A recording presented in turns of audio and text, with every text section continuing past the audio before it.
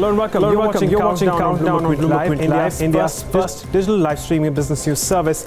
These are the top headlines that we are tracking at this hour. It's a range-bound start to the April series. The Nifty trades around the 10,000, or rather the 11,600 mark. The Nifty Bank is seeing a hint of underperformance. And Punjab National Bank will sell 13% stake in its housing finance arm to General Atlantic Group and Wade Partners for 1,850 crores. PNB Housing trades with gains of close to 4%. SBI Life is trading with declines after BNP Paribas sold 5% stake in the company via block deals.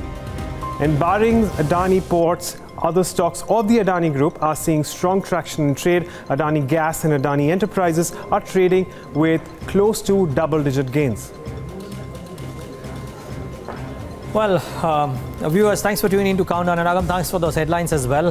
They kind of give a summary of what's happening in the markets. Bank Nifty is underperforming. The Nifty marginally in the green right now, but it's come off a little bit. But the Nifty Bank is the key culprit, I would reckon, in the session today. It started off okay, as you can see there, largely in the green for the first 15-20 minutes, then came off, and currently trading in or around the lowest point of the day. So not the best of days for the Nifty Bank. Maybe the other indices are giving support. IT could be doing okay. We'll get to that in a bit. Just quickly bring up the mid caps and the small caps. I want to bring up the market breadth, and I want to bring up the turnover. After robust turnover yesterday, what's happening there? That too is important. First, the mid cap and the small cap indices in the green. The market breadth should be positive. Will come up on your screen. Yes, marginally positive at that, but positive nevertheless. And then the turnover in today's session. The cash market volumes are okay, but the F&O volumes have completely dwindled compared to yesterday's session. Well, also non-expiry day, so in that sense, the first day of the new series would see lower volumes. The cash market volumes are healthy. In fact, the BSE cash volumes much higher. So we could nudge the 35,000-40,000 crore mark in the session today, the NSE cash as well. Bring up the heat map and show you what's moving and what's not. Banks should be underperforming. Some weakness in IndusInd Bank, some weakness in Axis Bank. So those are a couple of names which aren't doing all that well. The new entrant, Britannia, marginally off. Kotak and ICICI Bank in the red too. So banks are underperforming. What's doing well? Not IT really, actually. None of the IT names are there in the top 10 gainers. It's got to do with some auto names which are bouncing back. So you have Mahindra & Mahindra, Maruti, as well as Tata Motors in the green. Commodity names, Tata Steel and Vedanta are in the green. Indiabulls Housing continues from where it left off yesterday. So 8% uptick yesterday and 3% uptick today. So those are 2 or 3 names that seem to be doing rather well for themselves in the session today. Very quickly, before I hand it over to Agam, what's happening at the broader end of the spectrum in the cash side. Agam will bring you up to speed with what's happening in the more liquid universe. But good going for Jindal Steel and Power, and continues with the metal theme. This was a top call, by the way, in the morning, and that stock is up 8.5% in the session today. JSW Energy 4.5%, Nalco about 3.5%, so good going out there too. PFC about 4.5% up in trade today as well. So selectively, old economy stocks seem to be doing well. What's not doing well? Some weakness in IGL, some weakness in select banks. All of them were very active in today's session, are taking a bit of a pullback. I would reckon the small caps too could be showing something like that. India Cements, old economy, Kajaria Ceramics, Chennai Petroleum, some consumption names like Century Ply doing okay. What's not doing well? Well, Arcom, Suzlon, Dr. Lal Path Labs, Delta Corp has slipped a little bit in the session today as well. But Agam, metals is the flavor in the mid-cap end. IT is not quite performing though in the large cap space too. What's the more liquid universe throwing up? Well, essentially metals, in fact I have a couple of names in my list there too, Neeraj, but I'm going to start off with the futures. It's the first day of the new series and we are looking at a lot of traction with respect to increase in open interest. Unexpected lines, of course, considering we are looking at the April futures starting to take off on a well, I would say on a subdued note, considering now we started to see unwinding in the open interest. A little bit of a surprise, and not something that we are used to on the first day of a new series. But, well, you have a decline of 5% in open interest all the same. And in terms of the Nifty banking futures, it's not unlike what we are seeing in the Nifty. So, well, again, a decline there as well by as much as 0.5%. Talking about the WIX, and again, this is where things may get a little interesting because we've actually seen it rise by as much as 3.8%. This is despite the fact that the benchmarks remain largely flat in today's today's day of trade. Well, the IWIX standing at around 17.3, writing around the 11,500 put and the 11,400 put as well. But save for that, we really haven't seen too much of movement in the options. And moving on to talk about your other variables, we can also talk about the stocks perhaps. And, you know, as Neeraj was just talking about the strength that we've seen in metals, and of course JSPL stands out here considering an 8% up move there. Well, 16% added towards long, so well, good cues coming in there. We were talking about Adani Enterprises, and that is something that we've been addressing. That is also looking at a lot of longs considering an 11% rise. And PFC, Power Finance Corp, of course, advancing, continuing to advance too on a good open interest build up. And Apollo Hospitals is the other one, which also remains in focus again on the long side. So with the broader markets, at least some of these F&O names certainly showing some amount of resilience despite the fact that we're seeing subdued cues from your benchmark indices. All in all, it's well turned out to be a reasonably decent day, at least for the broader markets, as also indicated by your advanced decline ratio, Neeraj. Yeah, Agam, well, that's a summary of how the markets have been. Let's welcome in our guest on the show, Sunil Subramanian. He's MD and CEO of Sundaram Mutual Fund, joins us on the show. Sunil, always good having you. Thanks so much for taking the time out. What's the mood like? How's the Josh? Josh is great, no?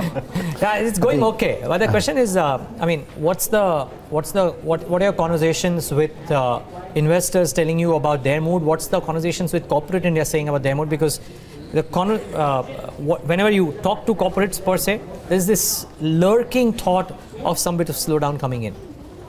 Okay, so let me talk about the investors first. So retail investors, there's no change in stance. Okay, on HNIs, right? We are finding a very significant difference between two sets of investors. Okay, so this when I say two sets, I would say those who took a good call to invest in large caps about 18 months ago.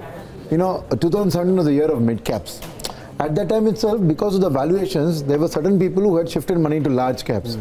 Whereas there were certain other people who had either stayed away, or what we are finding now is that the guys who shifted in large caps are booking profits.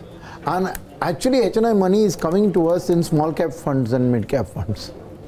They are taking very strong this month a call on saying that the valuations have corrected, and probably driven by their little bit of certainty around the NDAs coming back to power. I think that combined with the correction has seen a lot of hot, smart money from HNIs move into this, where at the same time there are lots of people who made money who say, now I made my money, let me book profits prior to the election. So there's the two opposing moves from the HNI segment. Retail, the SIP flows continue as usual. Is that your base thought as well, that it's a good time to invest into the small cap category?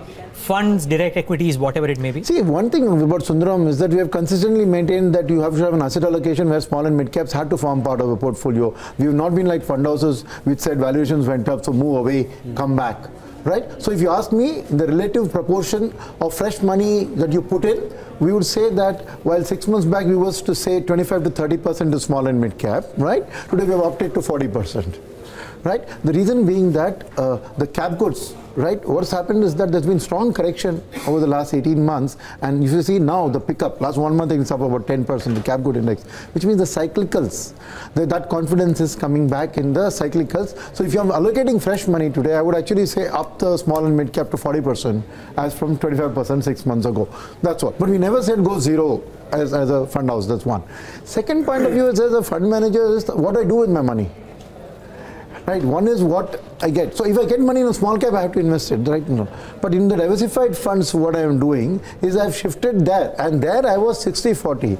Though I was telling fresh investors to say 25 in small and mid cap, my investment is always 60-40 in diversified, 60 large cap, 40 this. I moved that to 45-55.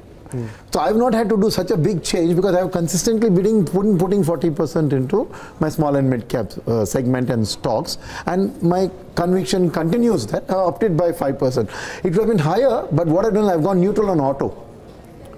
Whereas earlier I was very overweight on auto, I've gone neutral. I've got holding in auto overweight to the index everywhere, even now, but my fresh allocation, I'm now neutral auto because I think the next quarter and the next maybe will not be so great. So that's a tactical. If that was not the case, I would have moved up my small and mid cap even higher. Right. So that's the. When you talked about what corporates are saying in terms of a hint of a slowdown and all of that. So one of the reasons for that is the fact that if you see, actually, a lot of segments we tracking individual capacity utilizations have gone past the 80-85% levels. And ideally, we should be seeing these people planning their fresh capex straight off, right? But two things in their mind are, one is the election uncertainty in terms of how far there will be a supportive political thing to the political theater of the economic thing, where they would like to commit money. Second is they're still not seeing banks willing to come in and put in their portion of financing if they put in the equity. Right. So the concern is not about the growth. I think the consumption story growth, all of them are confident that there will be demand. What they are worried is that they cannot, putting up the fresh capacity to take, because the current capacity is already now, last 2-3 years, consumption has been growing fairly strongly. So their capacity is quite, but they need to commit fresh money now, because 18 months from now, 24 months from now, if they're not going to invest today, they're not going to that. So they are delaying that decision. Right.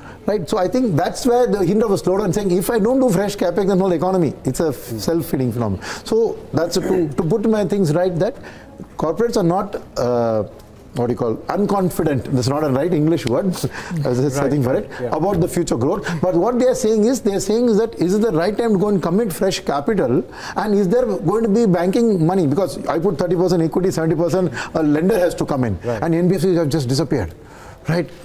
While it's hurting in the thing, the SME lending, NBFCs are totally off. So the absence of financing as a framework, right, either from PSU banks, from NBFC, and private sector banks are very choosy about which corporate they will lend to. They rather go to retail lending rather than to corporate lending. So I think that's the one trigger which we would want to observe, is a return to lending confidence within the banking segment to projects. No, not this two-wheeler loan, car loan, yellow. So that is all, a program-based lending.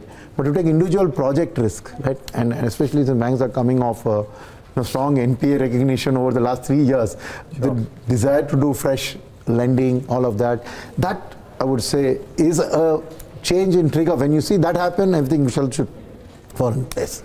Okay, Mr. Subramaniam, I was looking at the way the Nifty 50 has moved.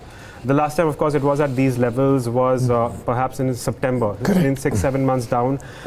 Have things changed on the ground? Because a bulk of these gains on the Nifty 52 have come largely on account of maybe 5 to 10 stocks, no more than that. Correct. So the question is then, have things changed on the ground in the last 6 months? Not really. So I think this is a sentimental move. Right. And it's stock specific to specific stocks. Right. The earlier one was also based on the IT, pharma and IT going up. This is also based on specific names which everything can take. But I would just not say that it's still a broad-based, like I said, no. If the corporate confidence is not so great, then why would you expect a broad-based rally? Right. What people are betting on is the change in sentiment of other players. So there's a bit of game theory in play here. So a lot of the sentiment is saying, oh, if the India government comes back to work, FI money will come back. What will they buy? Let me buy that and set myself for that. Right. So this is more about gaming the market, saying I've got money to deploy, right? Whoever it is, domestic FIs have money to deploy. What am I buying? I got to buy that which somebody else will buy 6 months later, so that I gain. So it's about buying that which there will be a positive sentiment and momentum around, which I pick, and without a negative industry view on that, because then it makes it that much harder. So it should be a by and large positive industry, but I'm very keen to see what in a previous bull cycle did FIIs buy. What is the global scenario around which they buy, right? So those are the things which are driving the market, right? You talked about a metals rally. Right. When tariff war is there, when trade is low, metals shouldn't be rallying. But it's rallying because they think that the money will flow, liquidity will ultimately flow into the segment. So a little bit, game theory is a nice sophisticated way to put it. It's actually a guessing game at play. Okay, so Mr. Subramaniam, you said that you're being neutral to the auto sector. Correct. You stopped allocating as much funds to the auto sector. Then where are you allocating funds right now? Cyclicals. Right. Goods consumption, consumer discretionary, non-auto consumer discretionary, because auto is also consumer discretionary in a way. Right. So consumption, consumer discretionary, services. we're very bullish on the services theme. So financial services, all related services, where except airlines, and take away those services are clearly not on a good part. But broadly, the services as a framework, consumption as a framework, and the cap goods cycle, EPC contractors and industrials, and we believe that there is some kind of a housing related boom. You're seeing housing finance boom, reality go up, but neither of those is our key pick. But we believe building materials are something which will follow. If there is a housing boom, then automatically building materials. So that's a segment we've been bullish. If you were, I don't know if you have a banking and financial services fund, but let's assume you were to start a banking and financial services. No, we have a banking fund. And out there too, if I assume correctly that you might be having some exposure to the small sized companies as well, and if you allocate more capital out there, where would you do that? Would you do it in NBFCs because they are clearly not out of the woods as yet, or are you looking at these mid-sized private sector banks? Some of them are revving up, or conversely, are you open to taking a bet on the non-SBI, BOB, PNB, PSU banking lot as well? Okay, let me put it this way. My first bet is the medium-sized private sector banks from this lot that you mentioned. But otherwise, it's a bet as well, or is it only is it only relatively good but not absolutely good, or is it absolutely good? No. On the medium-sized private sector banks, it's absolutely good because the NBFC's vacancy can only be filled by the private sector bank because it's the same kind of a thinking. Very ROE oriented, very profit oriented, very risk diversification, mass lending oriented. In NBFC lens and a private sector bank lens, it's the same kind of thought process, except that a bank has a better balance sheet, better source to CASA, which an NBFC doesn't have. Right? One. Second, the pick would be a good quality public sector bank for the simple reason that one, we believe a lot of the NPA cycle is gone, but second is that they are the ones who are lending to NBFC and picking up their securitized debt and paper. So they're getting good quality assets, safer lending. Again, bottom is spread out, but they're lending to the corporate and picking it up. So since they have that capacity, that's a good, again, but very selective, not a broad range across.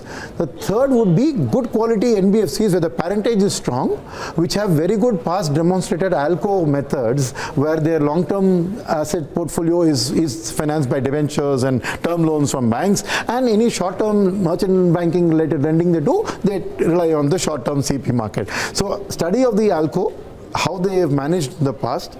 For example, gold loan companies, now the lending is short-term, they can afford to borrow.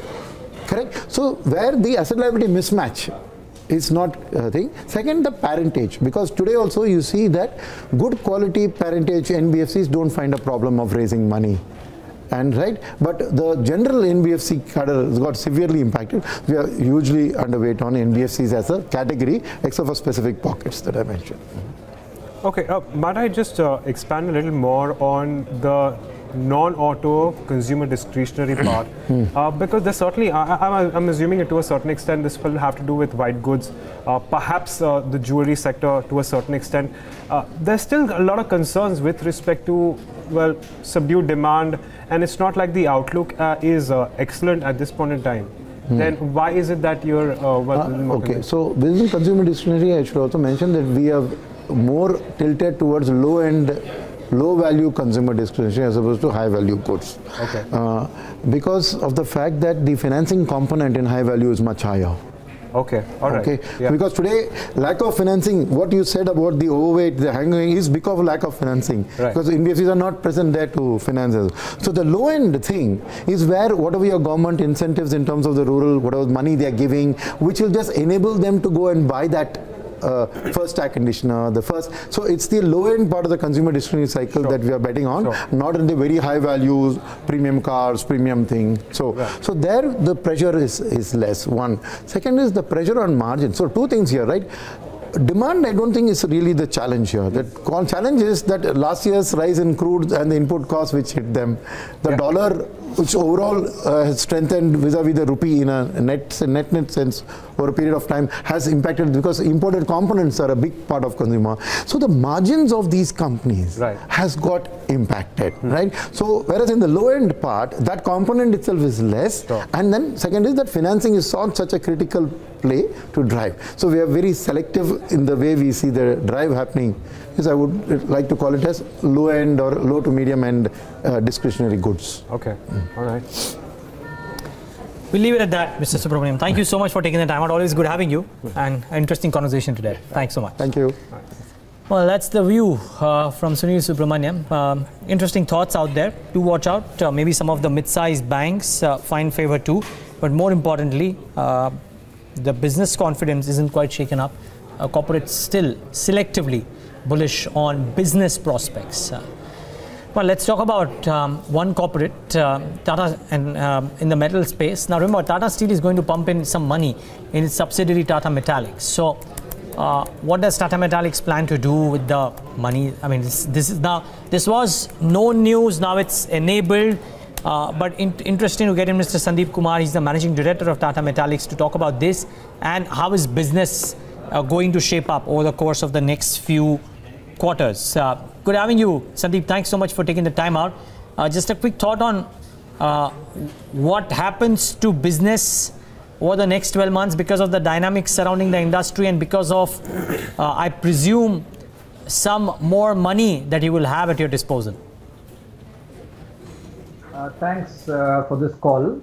Well, you asked for two questions. One is how is the business as usual, and the second one is how does the money help in the business. Well, the business for the next 12 months continues to look positive. There is of course the elections which might temporarily impact the fund flow from the government, but otherwise we think the investments in the water infrastructure sector by the government will continue to be robust, and therefore the ductile iron pipe business in which Tata Metallics is well positioned will continue to be healthy. As far as the money from our promoters, Tata Steel, is concerned, that is to fund a brownfield expansion, which is doubling the capacity of our ductile iron pipe, adding a 15 megawatt power plant, and also adding about 70,000 tons in our blast furnace capacity, which this will be executed over the next 1.5 to 2 years, and that's this funding from Tata Steel will help in doing that. Okay, so Sandeep, after you undertake, after the entire exercise of capacity expansion is done with, you've suggested over 1.5 to 2 years. Can you give us a little more in terms of the numbers with respect to total capacity and what it could mean for your financials as well? Currently, the capacity of ductile iron pipe is 2 lakh tons you can roughly take, although we have already surpassed this capacity. So this will become 4 lakhs, and this will take, so the first phase of the project would take about 1.5 to 2 years, and the second phase would take another maybe 6 to 9 months. In terms of financials, we are already at, revenues are at about 2,000 crore roughly, and addition of this capacity, which is so should take us closer to say 3,000 crores. In terms of revenues, which is the top line. In terms of bottom line, last year we did a PBT of about 200 crores, and obviously, this capacity should help us increase that PBT. How much, etc., I don't think I would be in a position to really give a clear indication on that. But needless to say, this is a good, attractive business for us and continues to grow and grow well. Overall, just in terms of how has the demand for commodities across metal producing companies been from the domestic market? Can you share some thoughts there? Because conflicting signals coming in over the last 30 days, not necessarily in your pocket, but I'm just saying there's a lot of conversations about how some of the metal companies have raised prices, and then conversations came about how, while the companies are saying they have raised prices, channel checks suggest they have lowered prices as well. A broad demand, which must be true for iron ore, must be true for steel, must be true for other metal companies' products as well. How is that looking?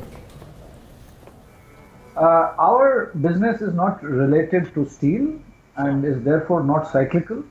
Our primary business, which is the ductile iron pipe business, this is dependent on the water infrastructure being created in the country, and India being in a position where it is, it's a developing country, and with I think a large part of the country being water starved, if I can use that term, and the government's focus has been on building this infrastructure. After water, there would be wastewater, where also schemes such as Amrut, etc., are investing in the creation of these assets, and therefore for our ductile iron pipe business, the growth of roughly about 8 to 9% has been there over the last 5 years, and that is, I would say, a very, very positive. I would say very much a baseline kind of capacity growth, or rather demand growth, that is likely to occur over the next 5 years. In fact, we expect the demand to grow more like 10 to 12% than 8 to 9%. We have seen what kind of projects the government has allocated. It's a question of how much funding do these schemes actually get. So how much of these allocated projects actually convert in real time on the ground. So on the whole, the business for water infrastructure and for ductile iron pipe continues to be growing at a steady and robust pace. As far as the steel business is concerned, that impacts us marginally to some extent because of our dependence on our upstream business, which is the pig iron business, and the raw materials which go into it. So whether it is coking coal, coke, iron ore, the prices of these do impact our upstream business, and ultimately they impact the cost for our pipes as well, but they don't impact the demand for it. There has been volatility. I think January, February had been good, even March, early March had been good. The last 10-15 days there has been some dampening, although we do see some volatility as well. So if you really ask me what's going to be in April, May, June, I will say I don't know. The message is a little mixed. It is dependent on a number of factors, and the raw material prices is only one factor. Typically, the season of April, May, June should be a good season, and before we hit the monsoons. But how the raw material prices would shape up, I am really not in a position to kind of forecast that. As of now, there continues to be a lot of volatility. Okay, well, fair enough, Sandeep. We'll leave it at that. Thank you so much for joining us and taking us through your expansion plans, as well as giving us the outlook for the company, as well as to a certain extent the sector as well. We'll continue to track developments there, of course, but on to the consumption space then. Consumer goods and distributors and wholesalers, and as a matter of fact, across the country are seeing a pile-up of inventory at the entry level of distribution chains. The cash crunch in the system has led to a slowdown in buying, resulting in inventory levels rising to 15 days from an earlier 7 to 10 days, according to Bloomberg Quint channel checks. Let's discuss the impact of the same with Lalit Malik, the CFO of Dabur. Lalit, good afternoon, and thank you so much for taking the time out. Let's start by talking about your inventory levels, not possibly just for Dabur, but perhaps for the industry as a whole when it comes to the FMCG sector. What is your observation now at this point in time? And well, if you could give us more details about how you're reading the situation on ground. Sure. I think what we have seen in the recent couple of months is that the demand has started slowing down, primarily on account of the liquidity crunch, low sentiments, and also because of the winter getting extended, especially in the north zone.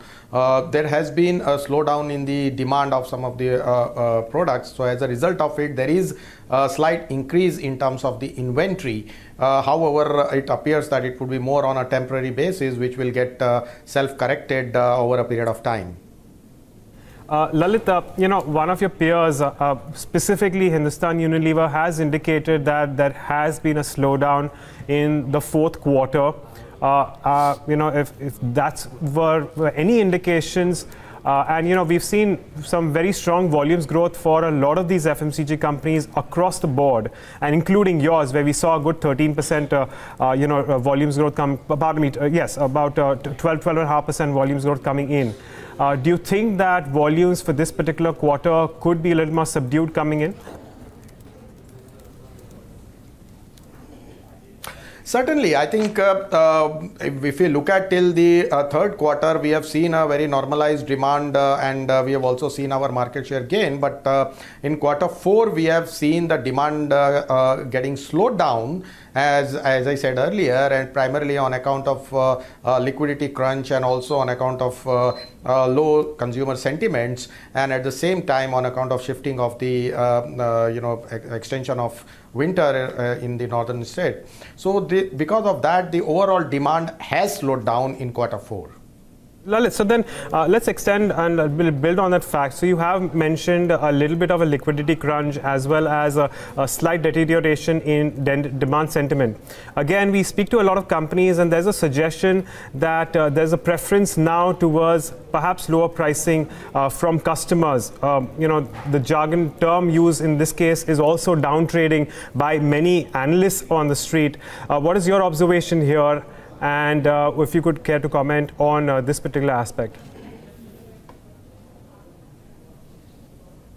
So certainly, I think liquidity crunch has impact on the demand, and therefore there has been a crunch in terms of the credit squeeze that we have seen in the market. As far as our products are concerned, generally we sell it on a cash basis, which is a payment on demand, on supply. So we do not have much impact of that, though we have extended our credit on a select seasonal products, but it's not that material. Having said that, overall, in view of the liquidity crunch, there has been a kind of a slowdown in terms of the offtake of purchases by the distributors and down the line in the chain with the wholesalers and retailers. Mr. Malik, good afternoon. Neeraj here. Just one follow-up to that. Have you seen any kind of evidence of consumers, while they might still be looking to buy the product, opting for lower price points? Hitherto, the conversation always has been that in India, consumers are opted to move up the value chain. Are we seeing some signs of the reverse happening as well? See, what we have seen is that it's not the low pricing, it is also the low unit packs. So especially in the rural markets, what we have seen a good offtake of the low unit packs, which are primarily less quantity and the less price, because people are price sensitive in terms of their purchasing power. So therefore, we have seen an expansion, especially in the rural market, on the LUPs, which we call it the low unit packs. No, okay. So Mr. Malik, my question more was from a perspective of what could this be signaling towards the health of the economy. This low unit pack, I think some of the toothpaste companies, etc., I mean, even in your case, I guess, all of that has been a long-standing initiative in order to touch all price points. But for the same customer, even if prices have not, for products where prices may not necessarily have seen a rise, are those opting for lower price points as well? Yes, I think to some extent that's true, because the price increase or price reduction is primarily also to do a lot with the inflation. And what we have seen in the last, I would say year and a half, is there has been very low inflation impact which has started coming up. So there is a price point sensitivity among the consumers, certainly, and they are considering there is a constraint on the liquidity with them. We have seen their purchasing purse or the size has shrunk a little, and therefore the focus is more on the lower price and the lower unit packs in order to meet their day-to-day consumption that they are looking at. Okay, Lalit. So then I'm going to shift the conversation to your inputs then. If you could give me an idea about how things are panning out. So far for FY19, the cues have been very mixed. So while certain inputs have been very benign for the sector, there are certain other inputs which have been very high. There has been a little bit of a crisscross here. And of course, oil prices have continued to remain volatile, but of late we've seen that little bit of an uptick too. So how are you reading this situation in this case and the possible implications for gross margins? Sure. I think what we have seen are the two aspects. One, we have seen during this financial year, the rupee weakening. It has gone up to 74, but now it has started strengthening. And two, the crude prices were high and then they came down, and then there is a volatility on that. And three, there has been some inflation, as I said, from the deflationary pressure, has been now on the inflation in some category of our inputs. So keeping that in mind, there has been an impact on our input prices to some extent, which are crude driven. And also some of the imported inputs that has got the impact on account of exchange. However, barring that, there has been also a little bit of stability in terms of our input cost, especially if you look at sugar, etc. So therefore, overall, if I were to see the mixed bag, there has been very low level of inflation in our input price so far, but it is inching up a little as of now. Okay, and a word on distribution now as things stand, Lalit, in terms of expansion and any investments that you guys have planned towards expansion of your distribution?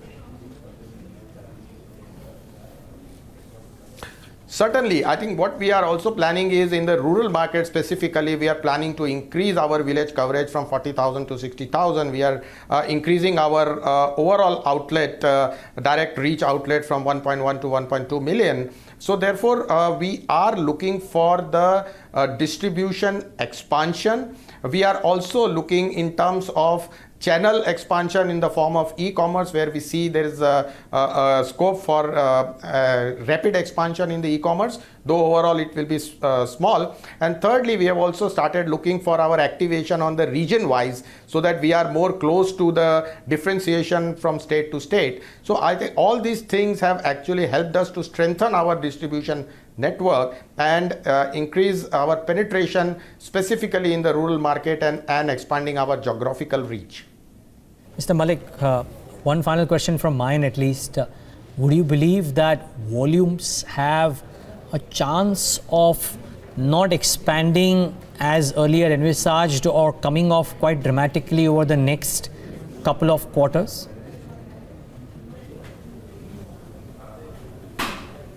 You're referring to volume, right? Yes, please. Yeah, so I think if we look at it currently, considering there is a subdued demand scenario, we do expect it to continue at least for next one quarter post-election, and we do see some level of stabilization coming from quarter 2 onwards. So keeping that in mind, we do expect our volume to be somewhere in the mid to high single digit going forward in FY20. If Dabur's volumes are mid to high single digits, which means they are off from what they used to be, I'm guessing the industry at large would also face this issue. Well, I think we must keep in mind that if we look at the last year, it was also on a differentiated base of financial year 17-18, because there were impact of GST, and therefore there were certain differentiation on the base. Having said that, the current year base is also comparatively high. So for the next year on the higher base, the kind of growth that we are talking about would be more kind of a stabilized growth as we see going forward. Mr. Malik, just one final question. I know we've made too many final questions, but since the thought came on the back of this answer that you gave, are the in-house brands of the larger formal organized retail chains providing competition at lower price points, which means that the product category may not be suffering, but just that the established brands like yours and some of the others might not see as much offtake because the in-house brands of those larger chains are also now participating in the same shelf space? Is that something that's happening in staples? Well, I think there has been at a very limited way private label coming in, especially in the modern trade, but that has not got any material implication on our offtake of products, because from the customer's point of view, I think they go more in terms of the brand quality and the price point. So therefore, there is at a lower level some impact, but in our category, it is not very significant. Okay, Lalit. Well, thank you so much for joining us and taking us through those various aspects with respect to pricing, volumes, as well as input costs from Dabur's perspective. Thanks for joining us and taking us through those variables. But moving on, advertising blitzkrieg in e-commerce companies have forced traditional brands to spend more in certain segments, says S. Subramaniam of Titan in a chat with us earlier today. He also spoke about why jewelry business is unlike other consumer businesses in terms of pricing. Listen in.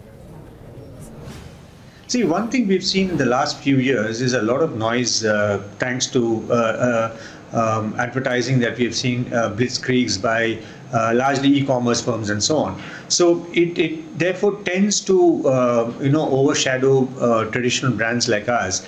And therefore we have decided that in certain segments of ours, like the eyewear business, for example, we are also getting into distribution. It makes a lot of sense to invest a little disproportionately in the short term, so that the brand gets to be far more powerful than it has been in the past. So yes, in the case of eyewear, for sure, we are looking at increasing our ad spend, but it's not the same with the other two divisions. Our brand metrics on both Tanishq as a brand for jewelry and Titan, Fast Track, Sonata in the watch segment has been good. I think therefore I don't see us increasing any, and that of course would be the bulk of the advertising spend as well.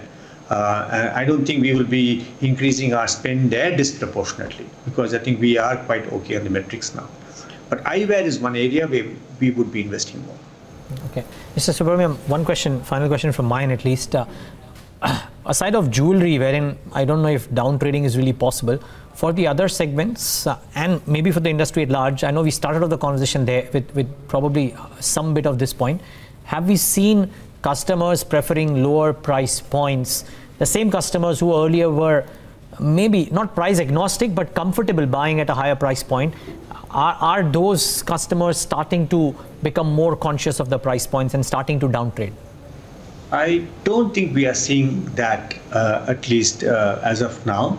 Not much of evidence of that, because if you look at my average ticket size, it's been holding on to what we've been doing over the last year and a half. And there has been a significant increase in that as well, because of course our focus on wedding jewelry and high value studded jewelry means that average ticket size will grow, and we have seen that trend to continue.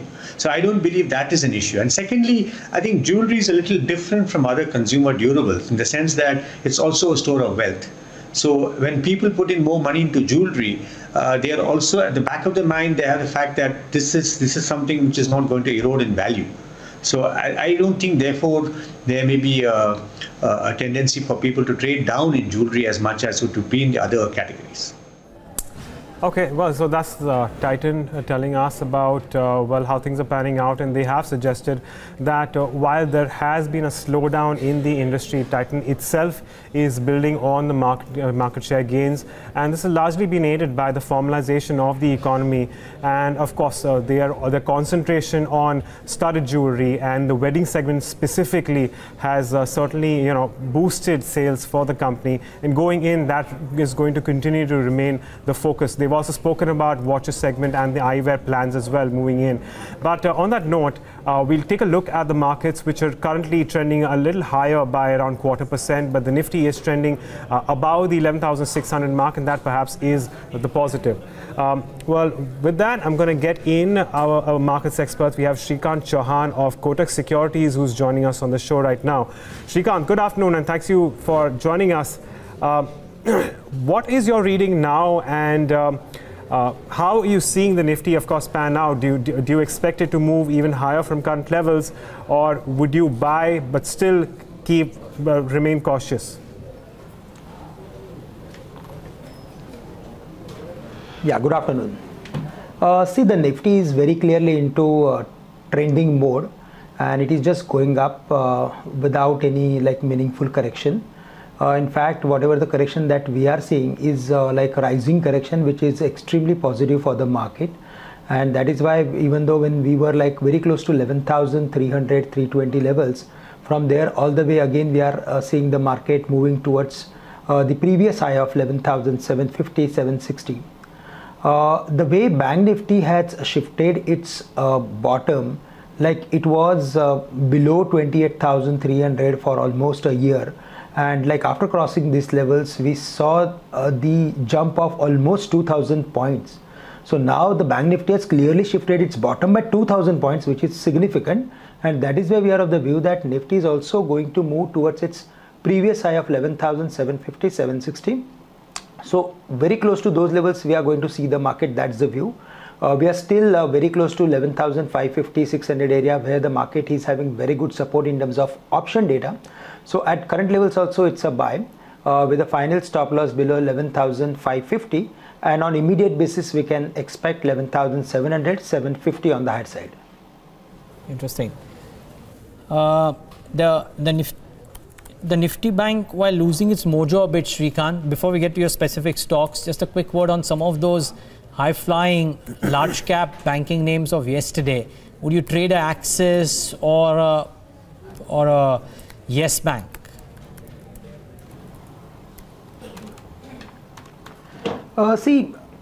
Yes Bank is very close to its resistance area of 275, 277, because it was around 400 levels. From there all the way we saw vertical sell-off in the stock up to 150 on the back of some news flow and all.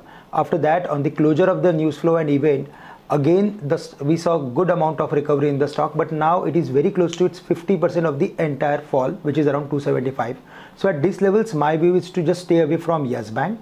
But for State Bank, Neeraj, it's a classic breakout on quarterly basis. After almost 9 years, the stock has broken its resistance at 310. On quarterly basis, the stock is forming ascending triangle. On weekly basis, monthly basis, the stock is forming State Bank symmetrical triangle, and it is trading comfortably above those levels on quarterly, weekly and monthly closing basis. So it's a very strong bet to buy and hold for next couple of weeks or months.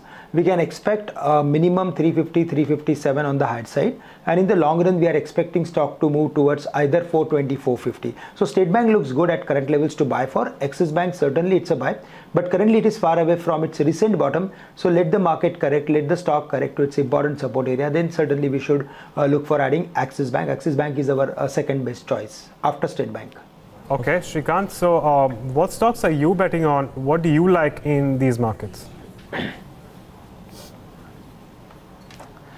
See, now because very close to Nifty is very close to its previous high of 11,700, and we have seen spectacular run up in the market. Now again it's a time to look for adding those stocks which are really good but from the mid cap segment, like McDowell's, United Spirits. Currently it is trading at close to 540, 540, 550, 549 kind of levels. From here we are expecting stock to move towards again 580, 85 in next few days. So it will take time. It's a positional trade, but buying is advisable at current levels with a final stop loss below 535. The other stock which we like is Jubilant Foods, which is trading around 1448, 1450 levels, and the interest is the formation. The stock is forming very interesting formation. It is sustaining well above the mark of 1450, and it is going up gradually. So very high chances that the stock is going to breach its previous high of 1550. So Jubilant Foodworks also looks good.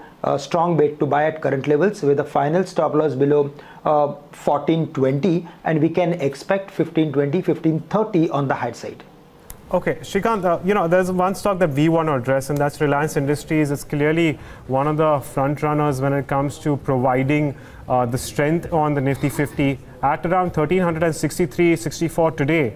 How would you place your bets on Reliance Industries now?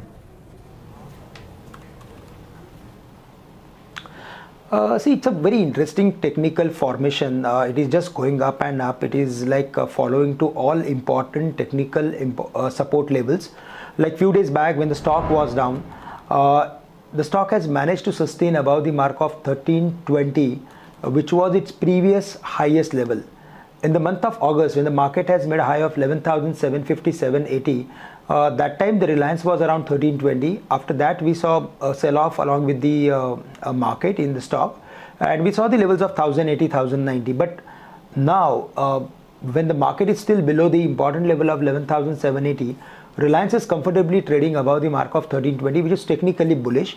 So my view is that with the same stop loss of 1320, if we go long in this stock, then I'm very much sure that based on its current formation, we may even see the levels of 1420, 1440 on the higher side. So 1440 is the next ultimate target on which we are betting for, based on technicals. Okay, well, some news bits. 7 rupees interim dividend from Colgate, that's notwithstanding. Just look at some active movers in trade. Man Infra, for example, is up about 11%. That's at 41 rupees. A sudden jump out there in the last 15-20 odd minutes of trade. So do watch out for that one. Not too many other stocks which have done so well, but this one certainly revs up. Reddington is the other one. It's up about 6%, not as strong as this one, but certainly moves up into 3 digits from 2 digits, and a sharp spike in the last few minutes of trade. There is strength, a little bit of strength in Cera sanitary ware. So that's the other one that is done well. And Carborundum Universal moves into the green from the red.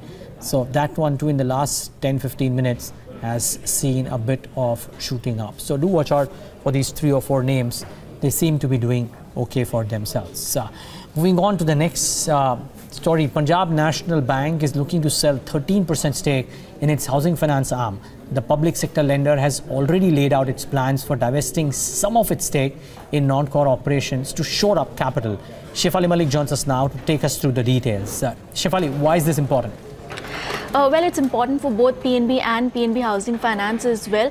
So starting with the basic news first. So PNB today morning announced that it's going to sell about 1 crore shares to General Atlantic and Varde Partners each at about 850 rupees per share. So that will total to an amount of about 1850 crore rupees. So with this amount, what it will do for PNB, basically it will give a boost to the capital adequacy ratio of the bank. Remember, it's just recovering from the Nirav Modi fraud case. In fact, in the third quarter, it reported profit for the first time after that case, and now it's looking to strengthen its balance sheet even further. So this amount will certainly help them. What it means for PNB Housing Finance, so in terms of valuations that this deal is going to fetch, so analyst fraternity, they were looking for an amount of about 900 to 950 rupees per share, but it has come in at 850. So slightly below valuations, but it has removed one big overhang on this stock. So that's what it means for both the companies. Okay, Shefali, thanks so much for putting that into perspective. That's Shefali Malik, a banking analyst, talking about these stocks. Well, but the other stock to focus on, Agam, would be Varun Beverages, isn't it?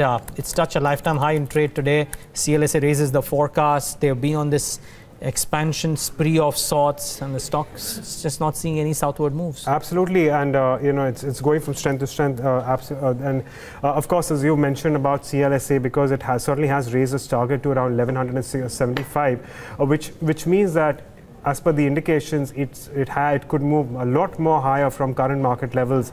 It's currently trading at around 855.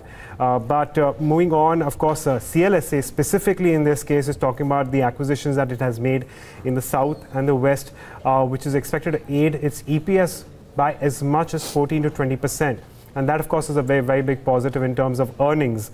Moving on to 2018, which was a decent year, and on a lot of operational parameters, which is actually expected to push the earnings for Varun Beverages in 2019 and 20 as well. And let's not forget about the return on equity, which remains negative despite the free cash flows, but we're going to have to continue to track more developments on this one as well.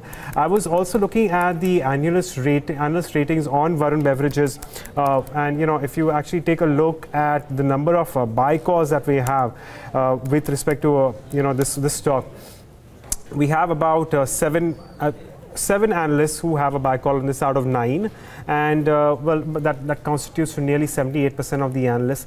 And once again, even the consensus is putting a price target of around 967, close to 1,000 rupee per mark. That would entail a 13% upside from current market levels. Mind you, that is including in after this 5% up move that we're seeing in today's day of trade.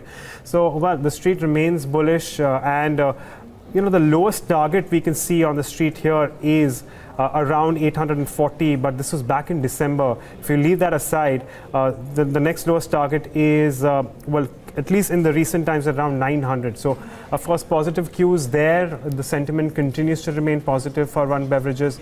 And, well, we're going to have to see whether or not there is a slowdown in the near term. But for now, things are certainly looking up for this one. Well, interesting. That stock is doing rather well for itself too, 4% higher in trade. Time now to slip into a quick break. As we slip into one, though, hear out Ganesh Ram Jayaraman of Spark Capital, who's analyzing the flows of foreign funds into Indian equities in the run-up to the elections. Generally, a lot of flow tends to come in the lead-up to elections, and we have seen it this year as well. I think it will be more fundamentals, more earnings expectations, which will drive flows subsequent to elections after the noise subsides. But when we speak to FIs and when we ask them, what do you feel about India? It's valuations which they are most concerned about. We are decisively ahead of competitive countries in terms of the valuation multiples that we trade, and that's a material pushback. And funds tell me I cannot convince my internal investment committees to put investments into a stock at 35 PE when similar companies, possibly larger, not too different on growth or margins or return on equity, are at half that multiple in other countries. This is a key pushback. Having said this, they all understand the structural story and they want to be part of it. And even recently we met funds who said they have cut their underweights on India. But they are not in a mood to go back to material overweight stance.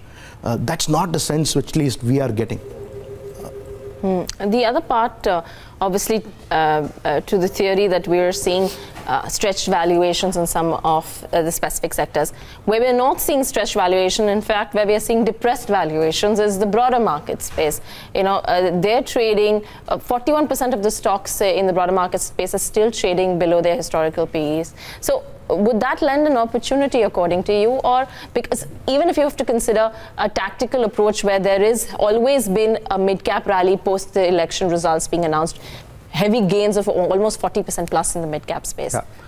See, we don't look at life with elections being the key trigger. No, that's just a tactical. Yeah, I mean, that will lead to flows is a function of fundamentals. So we always go back to ask also, are the fundamentals changing? Yeah. Is there cash flows improvement? Is cost of capital heading down? Are earnings getting upgraded? And that alone we believe flows might come in the expectations of a lot of triggers, but for it to stay put, it needs fundamental drivers, and that's the key point. And is that improving for mid-caps? We have not so far got confidence. But having said this, let's go back and ask: Do markets drive the economy, or does economy drive markets? It's actually a bit of reflexive action there. Okay, if we get $25 billion of flows, that at the margin improves fundamentals. And if that stays put, and if fundamentals improve, that improves flows again. So there is flexibility in that action. So we need to. This is a little difficult time. There could be, in our assessment, if those flows are going to be temporary, these fundamentals don't change. So we are believing in that camp still, and we believe that a portfolio led by quality companies, what we call as all-weather managements, time-tested track record across cycles, that it needs to be a large portion of our portfolio. We also think it needs to get balanced because things can improve. You don't want to be owning just the best managed companies because they're really expensive. The way we are recommending to clients is balance it with what we call as value, which is structurally good, cyclically challenged companies at very attractive valuations. While I can't talk real stocks out here, but what we say is some corporate banks, there are some stocks which are state-owned companies in various sectors. So our portfolio bias has shifted from being very defensive, quality focused for the last 18 months to being more balanced towards quality and value. What we are not recommending still is to buy the growth stocks, the cyclicals, which are more of fair weather companies who do well when there are tailwinds. These are companies in NBFCs or cement or industrials, the construction companies, oil marketing companies, or even the leverage-led companies in automobiles, or not the leveraged companies, but I'm saying companies who depend on consumers taking leverage. So we are still shying away from recommending growth stocks, which we believe will see earnings downgrades, multiples downgrades. But balancing them with quality and value has been our recommended strategy. Back with Countdown right here on Bloomberg Quint. The market's doing okay. The Nifty Bank has moved back into the green, so there's been a bit of a spurt in the last few minutes of trade. So good going there. And the Nifty 50, the Nifty Bank in the green, the Nifty 50 trading about 55 odd points higher. So this is not in the same vein, but turning out to be a day like yesterday, wherein the last half an hour was even stronger. Wonder if the mid caps and the small caps have strengthened further. They were anyways in the green. No, not quite. The mid cap index may be so, the small cap index still steady, but it means that the first day of the new series, if this is the same vein in which the markets last, then we might actually have a good outing as well. So a bit of an uptick there. Shrikant, John, are you using this small uptick that we're seeing to initiate any fresh trades? For Nifty, then the answer is yes. The reason is because the market is going up gradually. It is into a rising trending correction. So it's a rising correction that we are seeing in the market, which is extremely positive. And if we go through with the components of the market, then like Reliance, HDFC Bank, State Bank, they are showing a good amount of consolidation, and one more round of breakout is also not ruled out. So it's a buy at this price, but here we have to keep stop loss at 11,550, and we can expect 11,700, 750, which was its previous highest level. Even if you go through with the option data, then there the put call ratio is just 1.02, and India VIX volatility index is trading at 17.20. So it gives a lot of comfort to those who are like long traders in this market, and that is why we are of the view that we should look for adding some long positions. Okay, well, moving on, let's find out what's made to Yash Upadhyay's list of the Fab 4 stocks for today. Yash, good afternoon. What do you have for us? Good afternoon, Agam. I'll start with the oil marketing companies which are in focus today. BPCL for one is up about 2.5%. And while crude oil prices didn't quite move up, didn't quite fall after President Donald Trump's tweet, there was a report by HSBC wherein they have maintained the buy rating and have hiked the target price on most of these oil marketing companies. BPCL for one has seen its target price get increased to 460 rupees, and the stock is up about 3% at this point in time. PNB Housing Finance is in focus as well, up close to 4.5% after PNB decided to sell about 13% stake in the company for about 1,851 crore rupees. So watch out for that. Well, it's the start of the new series, so watch out for CEAT as well, as it has seen fresh longs building up into the system. It's up about 3% with an open interest change of almost 16%. And lastly, watch out for the Adani Group stocks. They are buzzing in trade today. Adani Gas for one is about is up about 10% with volumes too coming in significantly higher. Back to you. Okay, thanks for that, Yash. On to the chart of the day segment, and Samit Sarkar is here with the chart of the day today. Samit. So if you see today on the chart of the day, we have the Nifty Media Index. Now, because that index is set to report its worst yearly drop in the last 10 years. Now, this is, if you see in FY19 so far, the index has fallen nearly 25%, and that is because if you see 13 of the index constituents have declined in FY19 out of the total 15 constituents. Now, the SL Group promoted company, that is Z Entertainment and Dish TV, has contributed the most to this fall of around 25% so far in FY19, because both those stocks have nearly 58% weightage on the index, and these stocks have declined nearly 22% and 45% in FY19. However, in this 25, though this index has fallen nearly 25% in FY19, the theatre stocks, which are also a part of this index, have bucked the trend, because those are the two only stocks that have gained in FY19. That is PVR and Inox Leisure. They are up nearly 35% and 25% in FY19, and they have bucked the trend and have limited this 25% fall for the Nifty Media Index in FY19. Okay, well, interesting trends there. Samit, thank you so much for joining us and taking us through those details. Interesting because it is election year, and intuitively many may actually expect some of these broadcasters to do well, but they actually haven't done so well in 2019, at least so far. Of course, we're still a month away from elections, We'll have to wait and watch as to how these stocks do it. But on that note, I'm going to get in another markets expert, Rahul Mohinder of Viratech Software, who's joining us on the show. Rahul, good afternoon, and thanks so much for joining in. How are you reading cues on the benchmarks now? We're going from strength to strength, and as we speak, the Nifty is comfortably above the mark of 11,600. I think the question now on everyone's mind is 11,750, which is the previous high. Is that going to be taken out? I think it's almost a given that we're heading to that level of 11,750. That really is technically the target. There are enough stocks within the heavyweights which seem to be looking good even now.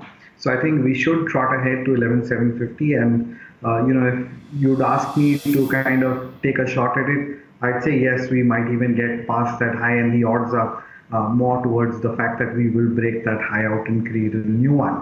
So still bullish on it. I'd continue holding on to it. No real panic button to be pressed unless the Nifty spot breaks 11,450, which is its immediate support. Even on the Bank Nifty, 31,000 is the forthcoming resistance, and I think that's the reason why I would tend to kind of not take fresh positions within the Bank Nifty or some of the the heavyweight bank stocks. So that's why I would probably lean towards looking at more stock selective play and tending to avoid getting into new positions on banks from here. Interesting.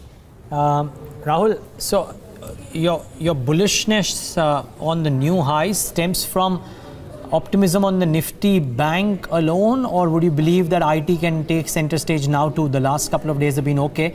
And also, of course, couple that up with your trading recommendations for the afternoon. My sense it's going to be purely Nifty stocks which will drive it higher. I'm not too bullish on the Nifty, whilst I'd still say probably we will get closer to that 31,000 mark. But probably I would lean away more from a risk-reward perspective. I would shy away from buying some of the banking names. The heavyweight stocks that look clearly good to me, which can take this Nifty higher, would be a stock like ITC, would be a stock like even Unilever, which has been languishing down. I think they're all signals of it breaking out up. So specific stock recommendation, I'd look at buying ITC first of all, stop loss of 287. We should move to about 310 to 315 over the next few sessions. BPCL, interesting breakout there again. 383 being a stop loss. I would be looking at targets closer to 415 coming. Okay, well, on that note, I'm going to get in Deepak Shana of Capital Minds, who's also joining us on this show. Deepak, good afternoon, and thank you so much for joining us. Deepak, we were talking about the Nifty 50 specifically in this case, and a lot of analysts and market observers are of the opinion that fundamentals are going to matter a little, at least in the short term. Is that also your opinion? How are you expecting things to pan out? To be fair, the fundamentals haven't really mattered in the last maybe 1 year, for a lot of the Nifty 50 stocks. It's largely been a run between, say, a TCS, a Reliance, an Infosys.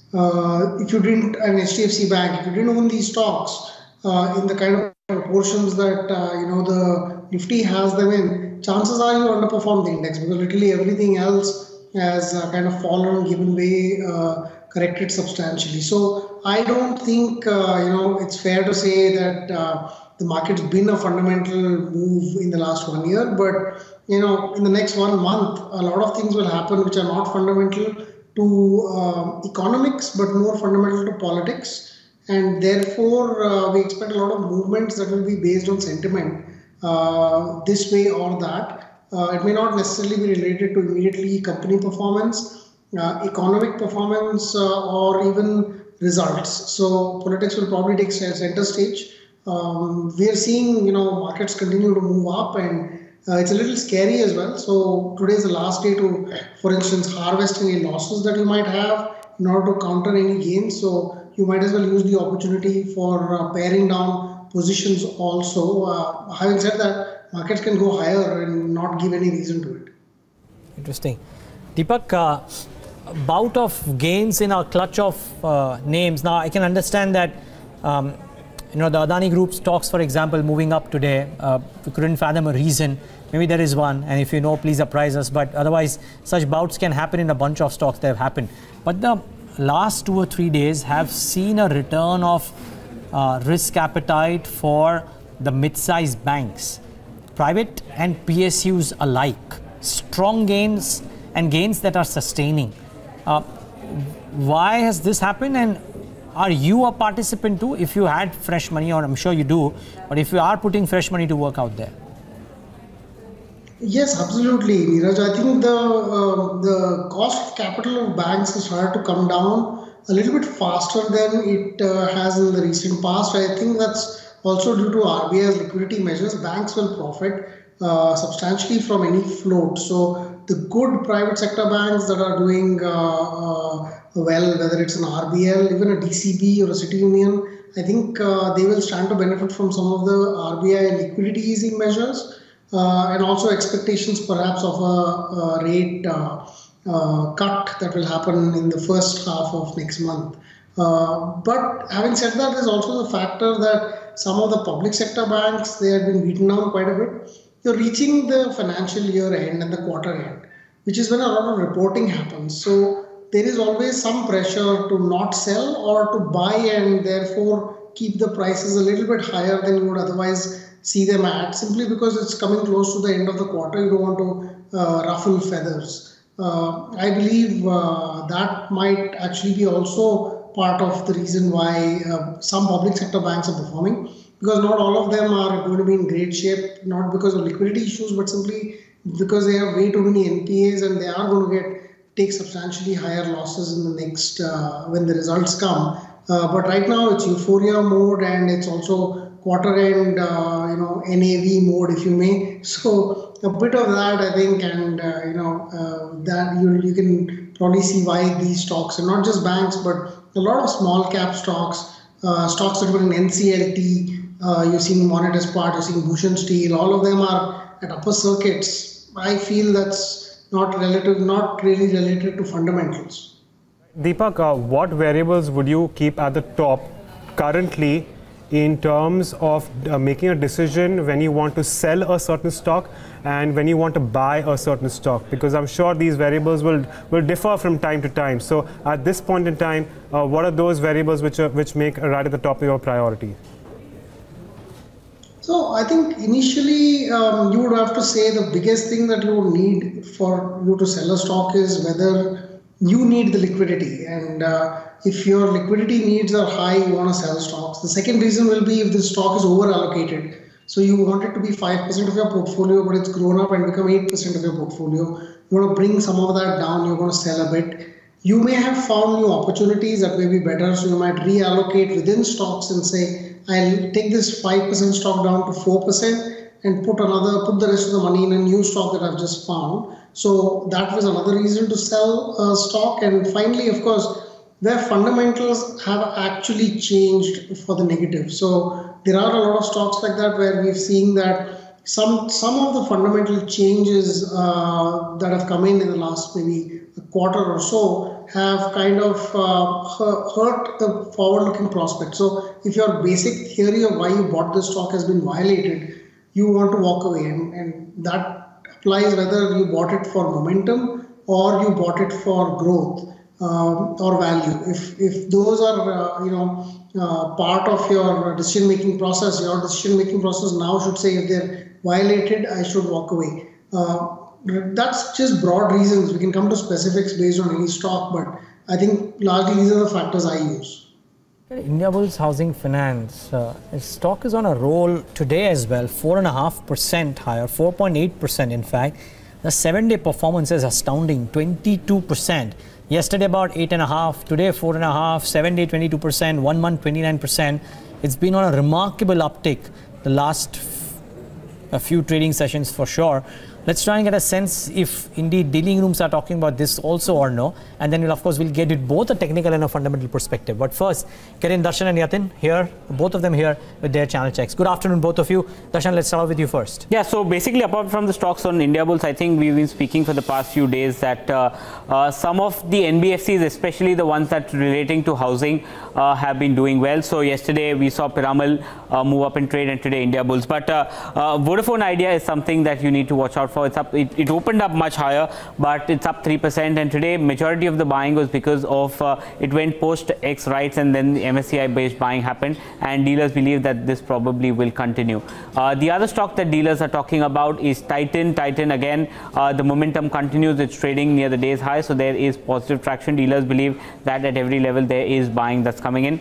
And one stock which surprised the street today was Sun TV. It was up almost 5% at one point of time, has managed to cool off from that level, but some of the domestic funds are actively accumulating the counter in trade today. But Yatin, what are you hearing? Darshan, Adani Enterprise, that stock is on a roll today. It is quite active in the cash segment as well. Almost 1.3 crore shares traded. Dealers are recommending a buy today, sell tomorrow kind of a strategy. So this is one stock wherein dealers are recommending a BTST, and you can look at the volumes and the price action here clearly suggesting that. SRF, that stock is quite weak in trade today. There have been various rumors in the marketplace, especially to do with the Dahej plant. However, the management is yet to clarify on that. Dealers, meanwhile, do indicate there are a lot of shorts which have got built up in SRF for the trade today. So this is one stock wherein dealers are expecting some weakness to continue. And in the cash segment, do watch out for Jagran Prakashan. This is one stock which is usually active in those election days ahead of election. A lot of these print companies and media companies are in focus. That stock is up 3%, and dealers do indicate that HNIs are buying it for the short-term gain perspective. Okay, Yatin, thank you so much for joining us and taking us through what the dealers are recommending to their clients. But I'm going to stick with Indiabulls Housing Finance because just about 5 sessions ago, it was trading around 715. It's currently 853 to be precise. Srikanth, can you come in on Indiabulls Housing Finance? What are you observing here?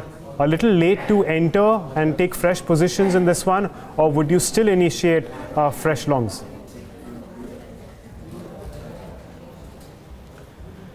I think what I'm seeing is very clearly a huge amount of short covering which is happening in the stock. The stock has broken almost all its important level, and there was huge amount of call writing somewhere around 750, 760 levels yesterday. So when the stock has broken this level, we saw good amount of short covering. Even today also, a lot of futures which are getting squared off, and that is why the stock is moving higher. Volumes are also there. So based on technicals, I am of the view that now the stock is very close to its important hurdle area of 870, 875. Here the stock has spent lot of time in the second half of 2018. Between October to December, the stock was struggling to cross the level of 870, 880, but it was failing, and eventually we saw the levels of 550, 560. But now again it is very close to those levels, so I am of the view that it is better to stay away for the time being. But yes, all this means the overall group, Indiabull, is really doing well. IV Ventures, Indiabull Real Estate. So there we have to focus and we have to see that which one can do well in the coming time. Rahul, you're not too bullish on the bank Nifty, but Indiabulls Housing Finance. If you had some longs, would you take money off the table or would you stay long? I'd stay long. I think we're good for more on this one. Particularly look at the last 3 sessions, including today. It's all been a rally in price with accompanying volumes that have been increasing. So every day we've successively seen the volume escalate. We've clearly seen the strong resistance barrier of 750 or being taken out. So if you join the dots together, this is looking more like a breakout. This is not looking like a corrective up move, if I may put it that way. So at least towards the 200-day moving average of 930, that's a reasonable target that you could expect over the next few sessions. So in the short term, I'd say I'd continue holding with a stop loss of 800, target of 930 to 950. That's the real block hole. We get past 930, 950, then we're in altogether new trajectory. Okay. Sorry, I just wanted to take that deep. You wanted to do the same thing? Okay. No, go on, yeah. Deepak Shinoy, Indiabulls Housing Finance or some of the other housing finance. I mean, Dewan Housing kind of started it day before yesterday. This one on the last 4 days has been on a bit of a roll. Piramal was active too. So I'm guessing it's NBFC led, but this one kind of takes the cake. Well, yes. I mean, what's happened in the last 6 months is that Indiabulls Housing has kind of clamped down on its lending growth going further. In the sense they've raised interest rates for all their customers. They're not dispersing fresh loans, or they weren't actually till I don't know about up till a week ago or something. But I think this up move is related to positions in the market perhaps, or this year-end thing, because it somehow doesn't seem to make sense that for 6 months you're not growing your book and suddenly you find yourself priced just as well as you were 8 months ago. But maybe there is some news and perhaps some people know about it and other people don't, and therefore when we get to know, there may be something more about this story. So I'll wait to see. But right now, today is one of those days where a lot of stocks are up. So I don't think it's useful to ascribe reasons right now. It's been up for NBFCs in the last 3 or 4 days. We are a beneficiary. We've invested in a bunch of NBFCs. None that we've discussed, but some of the others. But I think we would like to see the NBFC rally go up on the back of better liquidity and lower yields in the market.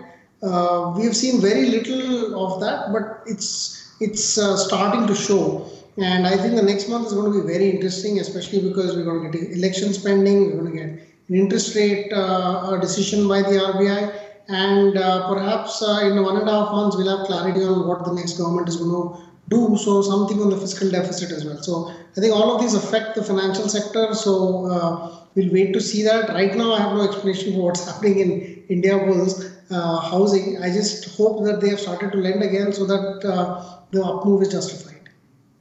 Okay, well, less than 7 minutes to go for closing, so I'm going to quickly take our closing strategies from our technical experts. Rahul, coming back to you, your closing call. Well, 2 stocks that interest me. One is CESC amongst the smaller ones. That 765 would be a target. I'd look at buying into that.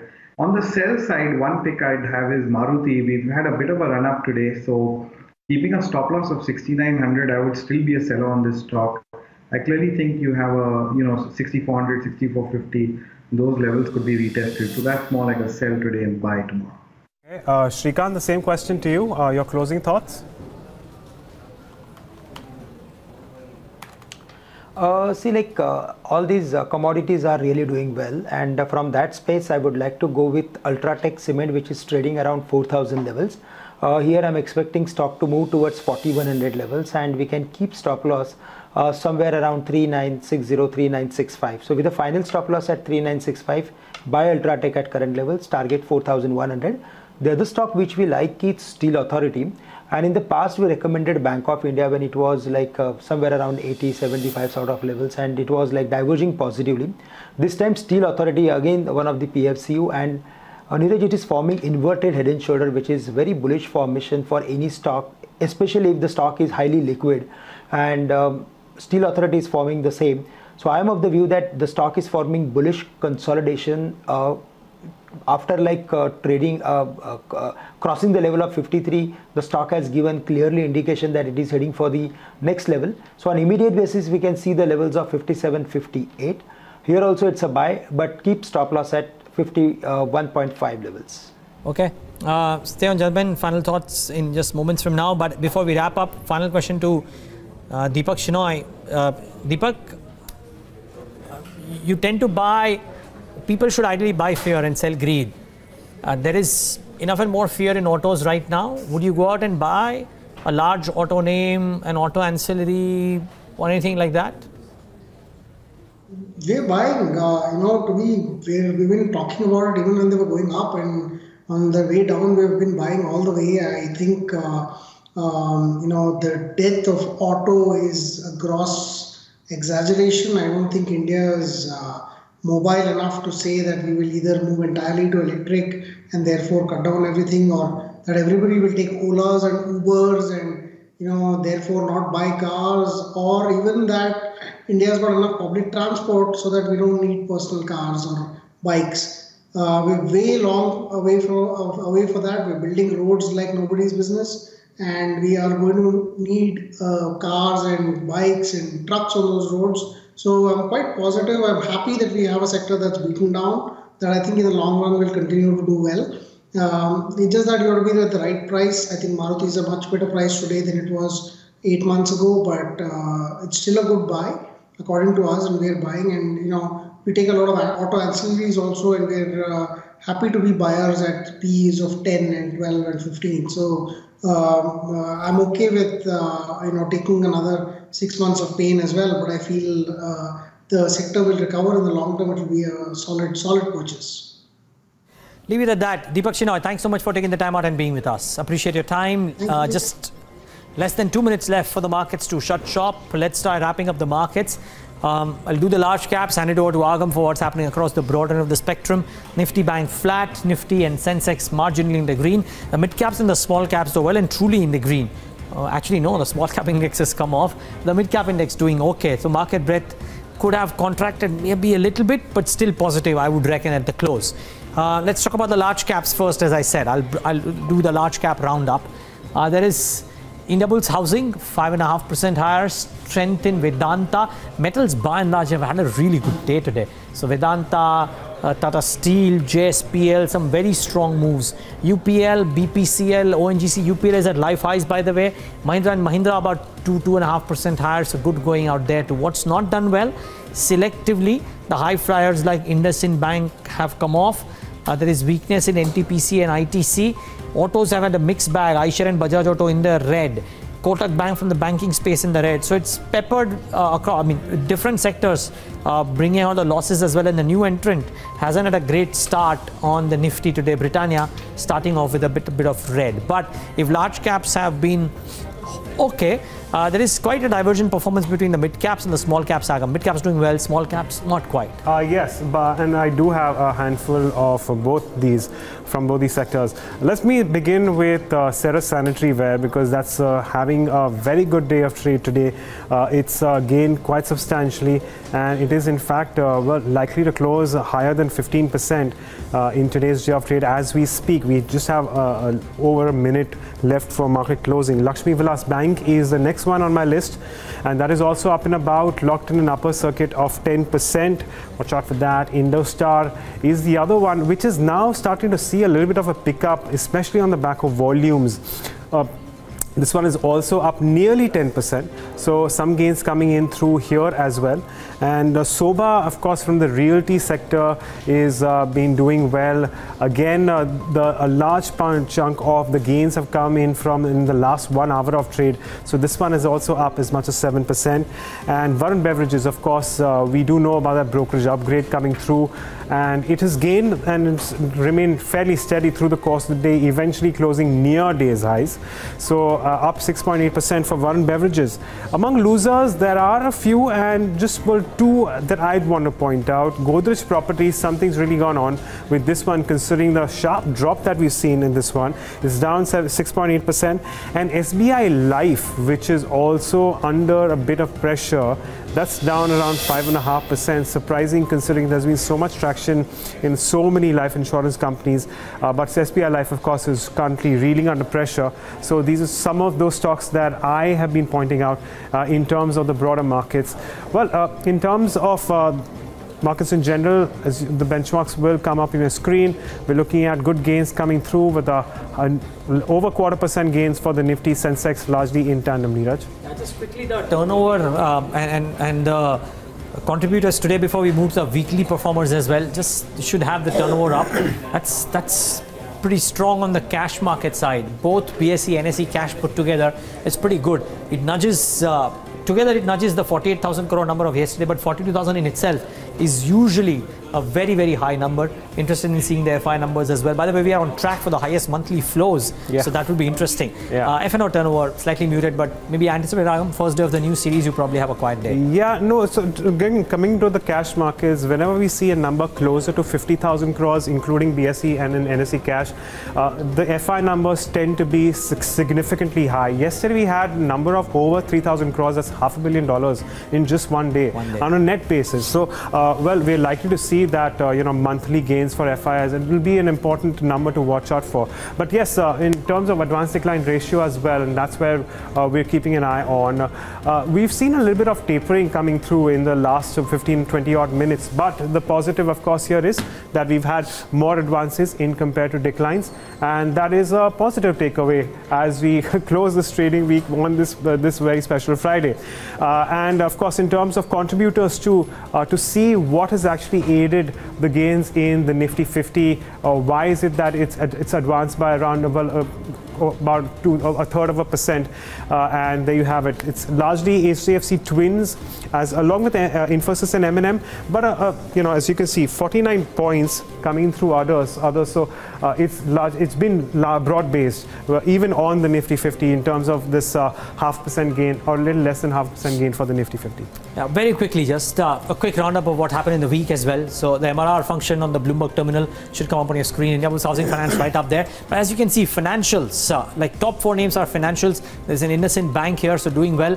HCL Tech features there with the upgrade that it got in. But essentially financials which are leading the charge on the upside. And on the losing side, autos largely, so M&M, Tata Motors as well as Eicher Motors amongst the top losers, Bajaj Auto and Hero MotoCorp 2 out there. 5 out of the 10 losers are autos. So, a clear dichotomy out there on the large caps. What about the mid caps though should come up on your screen? And I have an interesting list out here too. Absolutely. Well, Indiabulls Ventures, in fact, the Indiabulls group has done very well through the course of the week. And GMR Infra, of course, an interesting move after the deal that they've had, Divan Housing Finance, Reliance Capital. Well, some usual suspects are unusual ones in the gainers list. On the losing end, we don't have as much momentum, but Jubilant Life Sciences mix the list along with Prestige Estates, Quest Corp and Aditya Birla Capital. Very mixed moves coming in on the real estate space especially. But again, that largely remains company specific. But on that note, I'm going to go across to Rahul for his closing thoughts right now. Rahul, we are at around 11,600. Where do we go from here? So as I was mentioning before, first targets, of course, and first eyeballs are all going to be at that 11,750 level. And I think reasonably we should get there. But I think where the action really comes in, the test really comes in, is about which stocks are you going to be picking, which areas are you going to be avoiding. And when I start looking deeper down, I still see problems within the auto space. I still see problems within IT. But there is definitely a lot of hope which I have from a sector like the FMCG space, which was really under pressure. And I talked about this a bit earlier, but just to give you one quick observation, a stock like Unilever, we've got lots of volume which has got clocked between 1700 to 1705. And it looks like if we can sustain above a level of 1715 on Unilever, we clearly will have a strong breakout technically. So ITC, for example, as I was mentioning, we already have a buy target of 311 on that stock. So I think there's a real hope coming in from these sectors which have been also, I won't say beaten down, but at least have been suppressed or depressed over the last few days.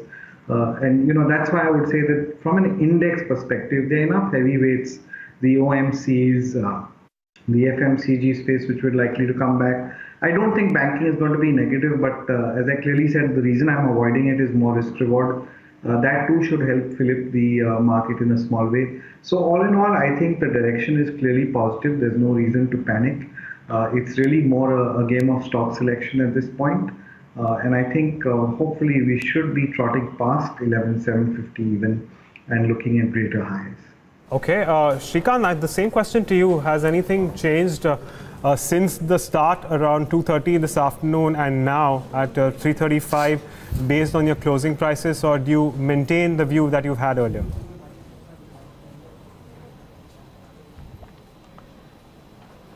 No, there is no such any change in the strategy because the broader market is like extremely strong. one or another sector or stock is coming into the rescue of Nifty.